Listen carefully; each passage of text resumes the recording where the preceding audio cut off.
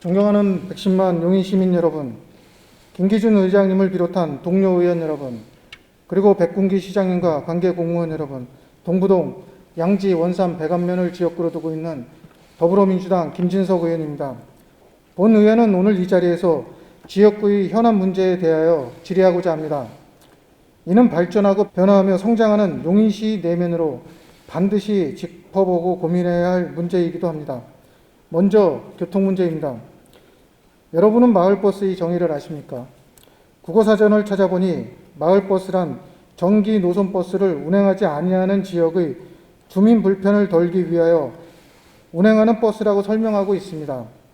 처인구의 마을버스 운행 현실을 보면 과연 마을버스가 제 역할을 하고 있는 것일까요?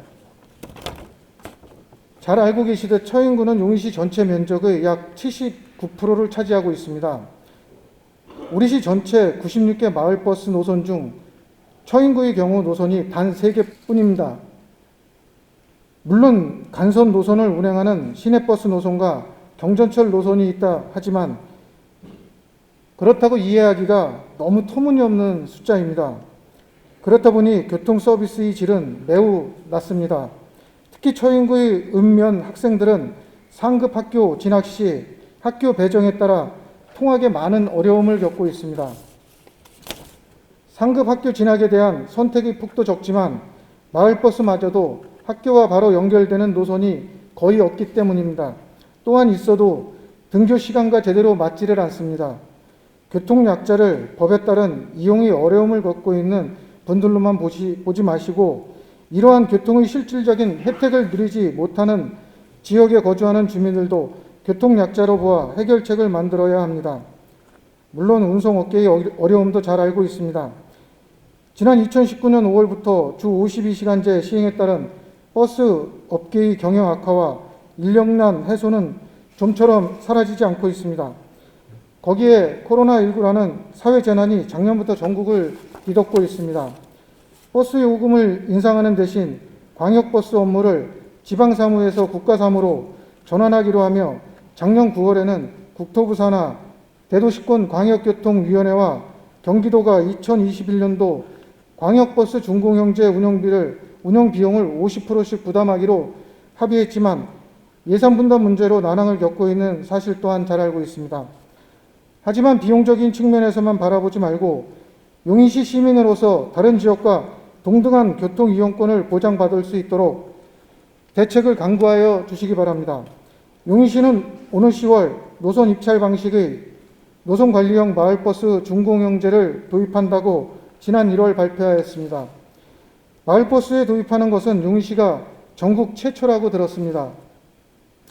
본 사업 도입 전에 교통취약지역인 처인구 읍면 지역을 면밀히 조사하시어 교통취약지역의 이동권 문제를 해결하려는 노력을 보여주십시오. 마을버스가 지역생활과 복지에 얼마나 큰 영향을 미치는지 공직자 여러분들이 다시 한번 상기하여 주시기 바랍니다. 아울러 이번에 마을버스 준공영제를 도입 시행하기 위한 준비를 하시면서 우리 시 전체적인 마을버스 역할에 대하여 점검해 주시기 바랍니다. 간선 노선과 지선 노선 및 경전철 등 우리 시 전반에 대하여 그 기능과 역할에 맞게 종합적인 검토와 대책이 마련되길 바랍니다. 이어서 처인구는 단기간에 급격히 증가하고 있는 물류, 창고시설 등 개발로 주 간선도로에 화물차량 등 교통량이 급증하고 있습니다. 지역구인 양지면의 경우 시간 상관없이 심각하게 상습적인 정체로 주민들의 불편 및 사고 위험 등 피해가 가중되고 있어 전반적인 교통 문제에 대한 대안 마련이 시급합니다. 한산하다고 하는 평일 오전에도 양지 IC 인근과 용인 이천 간 양방향 도로 또는 청소년 수련원 앞길을 지나 보신 적이 있다면 대형 화물차들로 가득 차 도로가 물류, 산업을 위한 화물차 전용 도로인지 착각할 정도입니다. 어느 순간 양지면 하면 물류 창구가 떠오른다는 지역 주민들은 자주 하는 실정입니다. 특히 양지면은 협소한 구도심 중심으로 주택개발 사업이 이루어지고 양지 IC로 집중된 교통 흐름과 딱히 국도 주변으로 대체 도로가 없어 만성 교통체증에 시달리고 있습니다. 앞으로 SK 하이닉스 반도체 클러스터가 원산면에 조성되기 시작하고 국지도 47호선, 42호선과 국도 17호선에 집중되고 있는 대단위 물류단지로 인하여 양지면은 통과도로로 더 큰 교통량을 참고 받아들여야 합니다. 현재 준비하고 있는 국토개발 5개년 계획에 반영된 도로는 SK 하이닉스의 가동 시기와도 맞지 않습니다. 양지면 주민들이 교통 기본권을 누리고 교통 편의가 높아질 수 있도록 도로 확충을 비롯한 교통 분산 등 전반적인 교통 대책에 대하여 답변하여 주시기 바랍니다. 두 번째로 악취에 교통받고 있는 백안면의 지역구 시의원으로서 지역 주민의 목소리를 전달하고자 합니다. 백안면에서는 악취로 인한 민원이 발생한 것은 비단 어제 오늘의 일이 아닙니다. 특히 최근 들어 주변 지역의 개발과 귀농과 귀촌의 인구 증가로 쾌적한 환경에 대한 욕구는 날로 증가하고 있으며 이로 인한 민원은 더욱 빈번하게 제기되고 있습니다. 우리 시는 매년 악취 관련 많은 예산이 편성되고 집행되지만 악취 대책이 겉돌고 있다는 지적을 피할 수는 없을 것입니다. 연간 수십억 원씩 혈세를 쏟아붓고 있지만 개선되는 것은 없다는 것이 주민들의 생각입니다. 축사와 음식물 폐기물 업체, 축분 처리장들이 모여있는 백안면의 주민들은 항상 악취로 인한 고통을 겪으면서 수십 년째 살아오고 있습니다. 이분들의 재산상의 피해도 엄청납니다. 악취가 심각하다 보니 임대를 위한 건물은 고사하고 개발도 거의 이루어지지 않고 있습니다. 실제 피해를 입고 있는 지역 주민들에 대한 삶의 질 향상을 위한 예산이 전무하다는 것도 문제입니다. 시장님은 사람 중심 용인을 표방하고 계십니다. 실질적인 시민을 위한 시민 중심의 정책과 예산의 수립이 필요한 시점입니다. 시민들에게 백안면의 악취 문제를 해결하기 위해 할 수 있는 조치 방안 및 계획을 구체적으로 제시하여 주시기 바랍니다. 시장님께서는 본 의원이 제기한 크게 두 가지 문제에 대하여 답변하여 주시기 바라며 이상으로 시장 질문을 마치겠습니다. 끝까지 경청해 주셔서 감사합니다.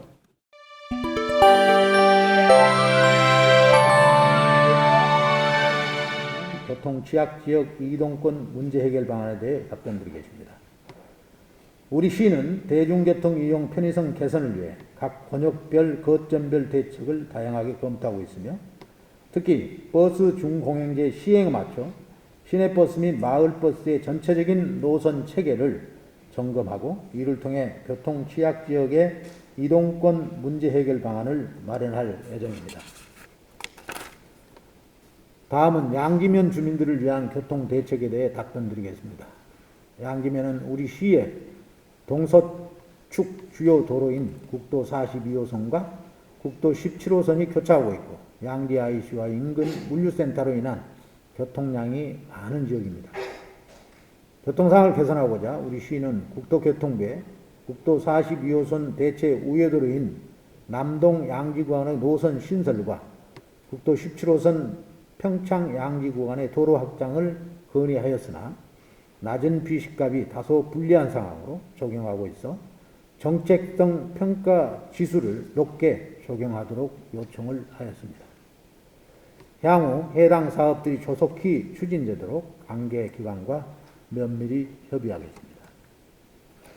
다음은 백안면 악취 문제 해결 방안에 대해 답변드리겠습니다. 현재 백안면에는 300여 개의 축사와 함께 음식물 처리업체 3개소, 축분 재활용업체 5개소 등이 위치하여 악취 문제가 심각한 상황입니다. 백안면 악취에 대한 실태 조사를 실시하고 악취 배출 시설 규정 계획을 수립 추진하여 저감 시설 설치, 악취 배출 허용 규정 강화 등을 통해 악취 관리가 이루어질 수 있도록 최대한 노력하겠습니다.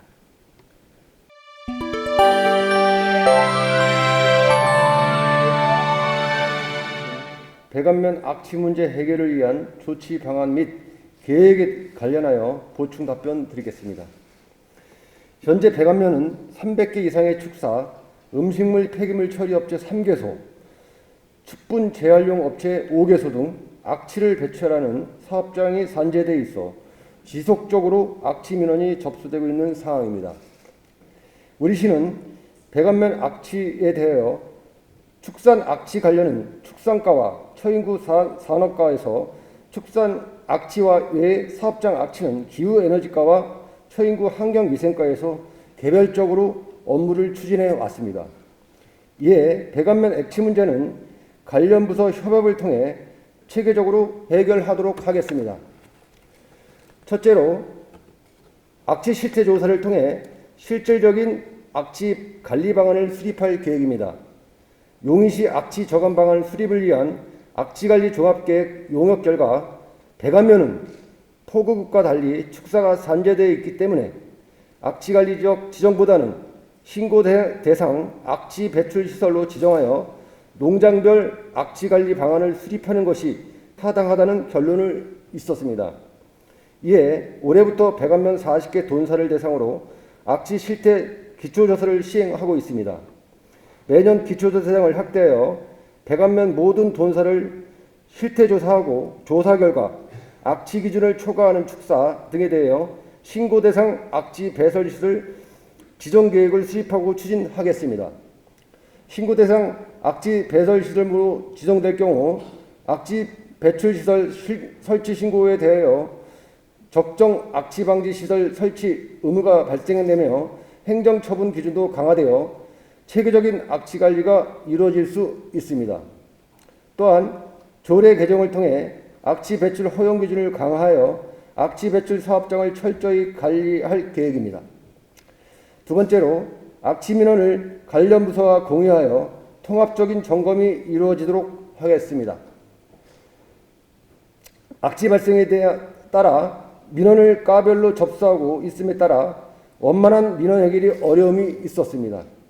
그래서 축사는 2019년부터 기후에너지과, 처인구 산업과, 배감 원섬 환경시민연대와 민간 합동점검을 통해 실제로 악취 피해를 유발하는 축사를 점검하여 주민 관련 부서 간 원활한 소통으로 민원 해결을 하고 있습니다. 이처럼 축사뿐만 아니라 배관면 주요 악취 배출 사업장에 대해서도 종합적인 점검을 통해 실질적인 민원 해결을 할 수 있도록 할 계획입니다. 마지막으로 악취 저감 사업을 공유하여 효과적으로 사업이 추진될 수 있도록 하겠습니다. 축산 악취 관련은 지원 사업은 농업기술센터, 축산과, 기후에너지과, 처인구 산업과에서 개별적으로 악취 저감 시설을 지원하고 있음에 따라 각 분야 전문가의 조언을 바탕으로 보다 효율적으로 저감 시설을 지원하도록 적극적인 의견 교류를 할 계획입니다. 앞서 말씀드린 부서 협약 과제 추진을 통해 일시적인 해결이 아닌 근본적인 문제 해결이 될 수 있도록 최선을 다해 노력하겠습니다.